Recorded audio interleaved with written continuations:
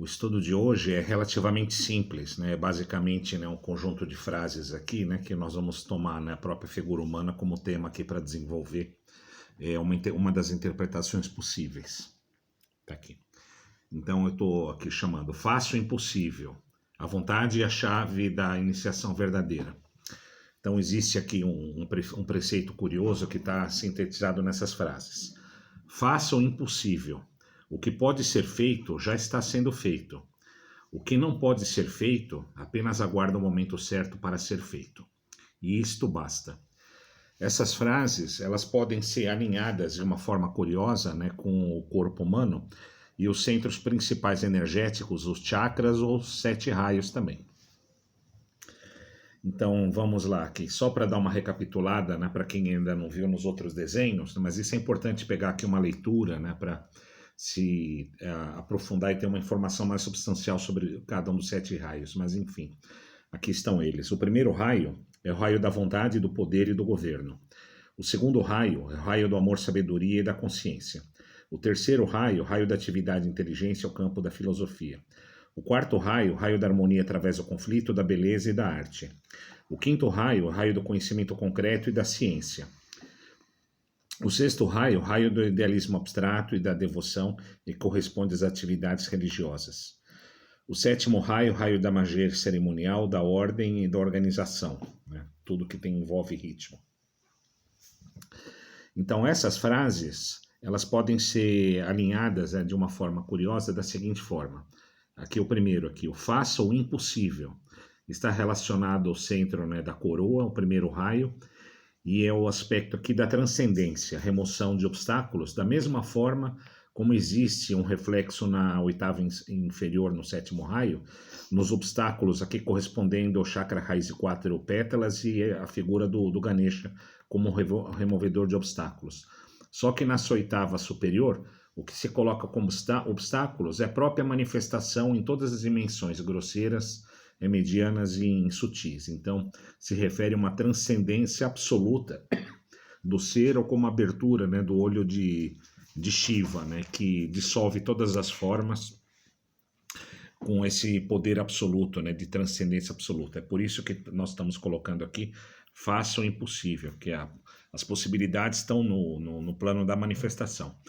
Então essa segunda frase aqui, o que pode ser feito, está relacionada ao chakra, né, central aqui da testa, o Ajna, que representa o segundo raio também. O chakra, né, que dá a visão clara, a consciência, né, que a penetração profunda, né, o discernimento, a integração também dos 2 hemisférios cerebrais, a integração da razão com a intuição, é a clara visão.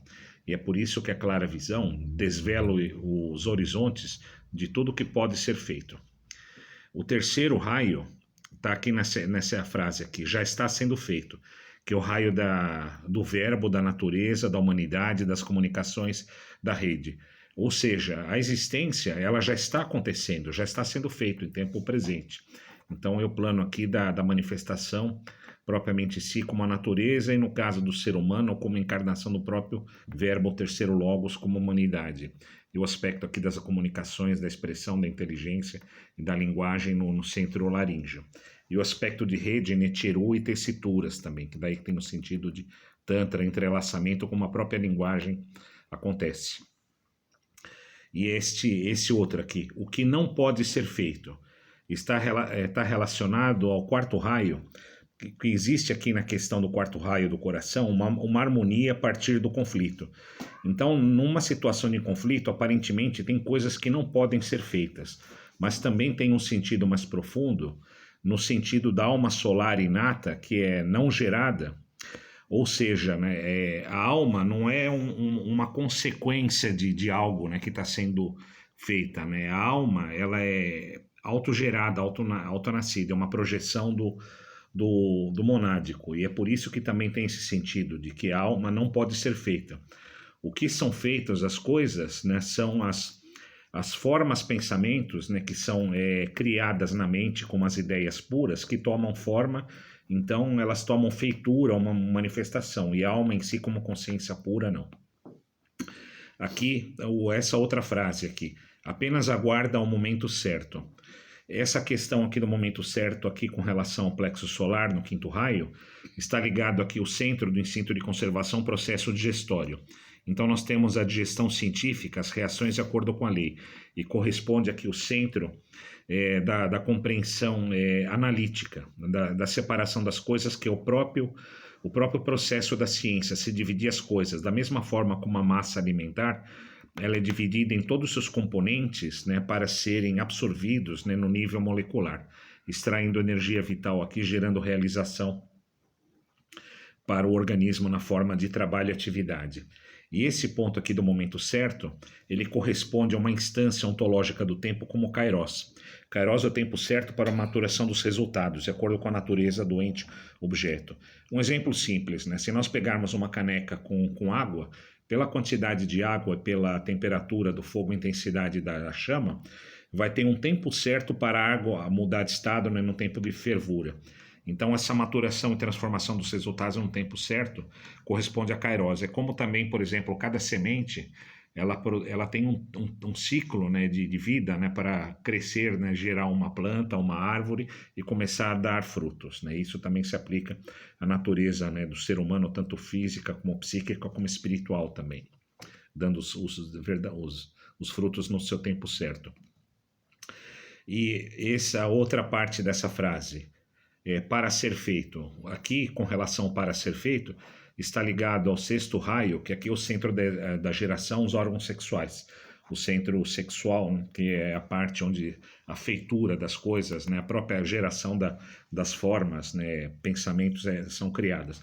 Não nos esqueçamos que a própria personalidade, ela é uma forma pensamento multidimensional gerada pelo self, pelo anjo, o eu solar, o algoedes, o anjo da presença, gerando um envoltório mental concreto, um envoltório emocional, corpo astral, um envoltório etérico e físico, né, no momento da gestação, da inseminação. E aqui no ponto 7, isto basta. Então essa questão do isto basta no sentido de ser suficiente. Então nós temos aqui o sétimo raio, e aqui nós temos o centro raiz, o átomo físico permanente, que é a ancoragem de toda a sequência aqui dos processos dessa manifestação sequencial. E esse processo, ele tem três pontos, né, principais, três momentos principais que podem corresponder à tríplice iniciação. Então, a primeira iniciação maior corresponde aqui à transformação, a segunda iniciação corresponde à transmutação e a terceira iniciação da transfiguração. Então, aqui na transformação nós temos a iniciação do nascimento, a transmutação da purificação, aqui o batismo de água, e a transfiguração, o batismo de fogo. E aqui tem frases simbólicas para serem meditadas. Então, nós temos aqui como iniciações maiores ou realizações de outros níveis de ser na consciência, nós temos essa primeira iniciação, a encarnação do absurdo. O iniciado, ele é a encarnação do absurdo no sentido de ser encarnação do que é além do pessoal como guardião do umbral, é a própria encarnação do anjo na sombra, por isso que é o absurdo. E aqui absurdo no sentido de negar a ordem, a ordem, né, convencional estabelecida, né, pelas convenções, né, pelos processos da Matrix, da consciência adormecida, né, não sabendo, né, quem é. Então, quando existe esse despertar da consciência profunda, né, do self, existe uma ruptura dessa ordem. Por isso que tem essa frase. Então, basicamente, a iniciação envolve aqui uma ruptura, uma transcendência da ordem horizontal, inserindo uma verticalidade, que é um outro nível de ser, na sociedade e no grupo onde o iniciado está vivendo. Então, aqui nós temos esse aspecto aqui também da transformação dos acontecimentos, uma transformação inteligente e propositada, de acordo com a lei. A segunda iniciação maior aqui está relacionada ao centro do coração. Nós temos a presença transparente da lei e a transmutação da consciência. Se refere basicamente aqui, esse centro de gravidade, ao centro do coração. E a encarnação do absurdo se refere ao centro de equilíbrio do corpo, que está no plexo solar, na altura do umbigo, ou na terminologia sufi, aqui é o centro Kath, C-A-T-H, ou Kath. Aqui a presença transparente da lei aqui representa o centro Oth, que é o centro do coração. E aqui o centro da cabeça no sufismo, o centro Path, que é a realização dos mistérios do ser absoluto, que é a iniciação da transfiguração, da iluminação do mental. Então nós temos aqui com a iluminação do mental, a integração de Atma, Buddha e Manas, né, no mental iluminado, né, e assim temos um alinhamento completo, né, através do Antankarana, né, com a transfiguração do ser, que são os 3 pontos. E aí, para sintetizar de novo, então, só ficar essa frase aqui para ser meditada, né? Faça o impossível, né? O que pode ser feito já está sendo feito, o que não pode ser feito apenas aguarda o momento certo para ser feito, isso basta. Então, todo esse processo de iniciação já está incorporado na nossa própria estrutura de manifestação corporal, nossa estrutura psíquica e, ao mesmo tempo, né, nas nossas estruturas sutis, né, nossa alma solar, e chegando até o próprio monádico, culminando aqui na transcendência absoluta, aqui nas iniciações maiores ou de ordem cósmica, né? Porque a transcendência aqui é que corresponde ao Nirvikalpa Samadhi, com a remoção de todos os obstáculos, literalmente, que é a manifestação, né, gloriosa, né, de um mestre, né, que transcende o próprio karma planetário, criando para si, né, um veículo de manifestação ilusório, conhecido como o Mayavirupa, né, sem as tessituras ou o karma do sistema, né, planetário de manifestação. E é isso aí. Então, só sintetizando realmente, vamos ficar aqui nesse ponto. A vontade é a chave da iniciação. Sem vontade não se consegue nada. É isso aí.